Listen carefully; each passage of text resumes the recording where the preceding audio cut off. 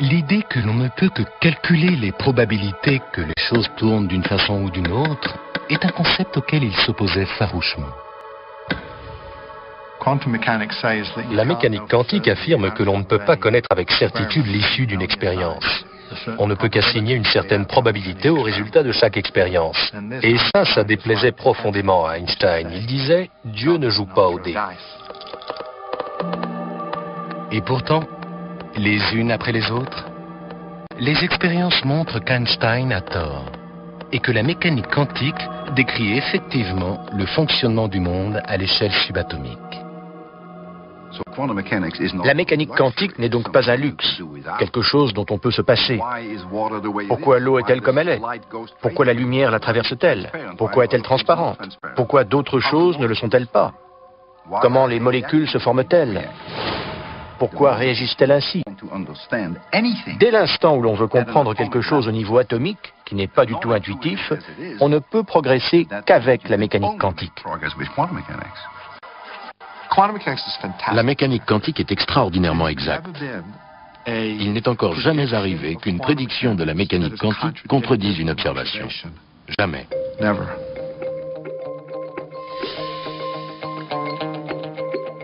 Au début des années 30, la quête d'unification d'Einstein piétine, tandis que la mécanique quantique dévoile les secrets de l'atome.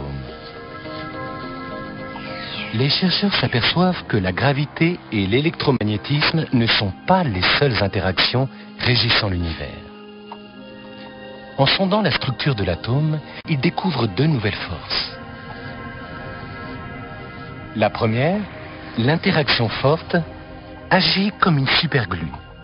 Elle maintient le noyau de chaque atome en liant les protons aux neutrons. Et la seconde, l'interaction faible, permet aux neutrons de se transformer en protons tout en émettant des radiations. À l'échelle quantique, l'interaction qui nous est la plus familière, la gravité, est totalement éclipsée par l'électromagnétisme et ses deux nouvelles forces. Les interactions faibles et fortes peuvent nous paraître obscures, mais il y a au moins un aspect de leur puissance dont nous sommes tous très conscients. À exactement 5h29, le matin du 16 juillet de l'année 1945, cette puissance fut révélée par un acte qui allait changer le cours de l'histoire. Au beau milieu du désert du Nouveau-Mexique, au sommet d'une tour s'élevant à peu près à, disons 30 mètres au-dessus de la pointe de ce monument, la toute première bombe atomique était activée. Cette bombe ne fait que 1,50 m de large, mais elle renferme une puissance équivalente à environ 20 000 tonnes de TNT.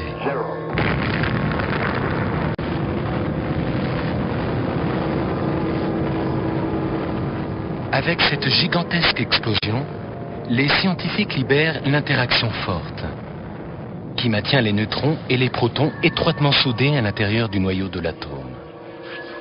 En brisant l'emprise de cette glue et en explosant l'atome, il libère des quantités véritablement inimaginables d'énergie destructrice.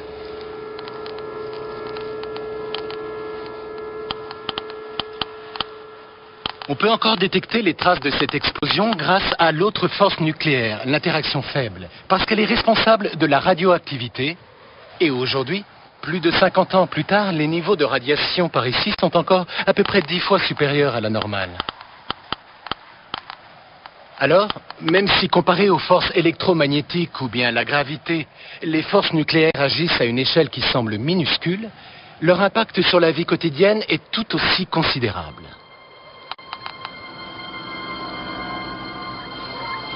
Mais qu'en est-il de la gravité, de la relativité générale d'Einstein? Quelle est leur place à l'échelle quantique? La mécanique quantique nous dit comment œuvrent toutes les forces de la nature dans le domaine microscopique, à l'exception de la force de gravité. Absolument personne n'arrivait à comprendre comment la gravité opère quand on descend à la taille des atomes et des particules subatomiques. Autrement dit, encore personne n'arrivait à dire comment mettre la relativité générale et la mécanique quantique ensemble dans le même paquet. On obtient comme réponse que les probabilités de l'événement sont infinies. Absurde. Ce n'est pas profond, c'est absurde. En 1933, après avoir fui l'Allemagne nazie, Einstein s'installe à Princeton, New Jersey. Il travaille dans la solitude, poursuivant avec obstination la quête dans laquelle il s'est lancé plus de 10 ans auparavant, pour unir la gravité et l'électromagnétisme. Les journaux annoncent régulièrement qu'il est sur le point de réussir. Mais la plupart de ses collègues sont persuadés qu'il fait fausse route et que son âge d'or est déjà derrière lui. Quand la communauté des physiciens théoriques commence à étudier l'atome, Einstein reste totalement en dehors. D'une certaine façon, il choisit délibérément de ne pas s'intéresser aux résultats de ses expériences. Ce qui veut dire que les lois de la mécanique quantique n'ont aucune place dans ses recherches ultérieures. On le considère comme un vieillard sympathique et hésitant qui a mené une révolution, mais s'est ensuite laissé distancer.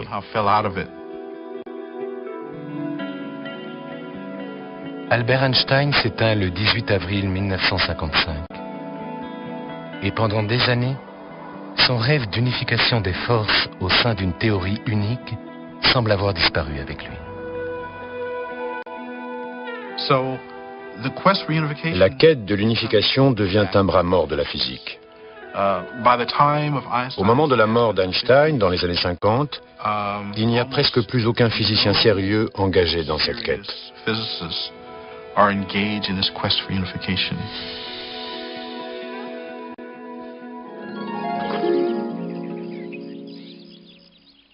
Depuis lors, la physique s'est divisée en deux camps distincts. Un qui utilise la relativité générale pour l'étude des objets lourds de l'infiniment grand, tels que les étoiles, les galaxies et l'univers dans son ensemble. Et un autre qui utilise la mécanique quantique pour l'étude d'objets infiniment petits, tels que les atomes et les particules. Je dirais que c'est comme si on avait deux familles n'arrivant pas à s'entendre sur rien et refusant de discuter. Et qui devraient vivre sur le même toit malgré tout. Et il a toujours semblé qu'on n'arriverait jamais à combiner la mécanique quantique et la relativité générale en une théorie unique qui serait susceptible de décrire l'univers à toutes les échelles.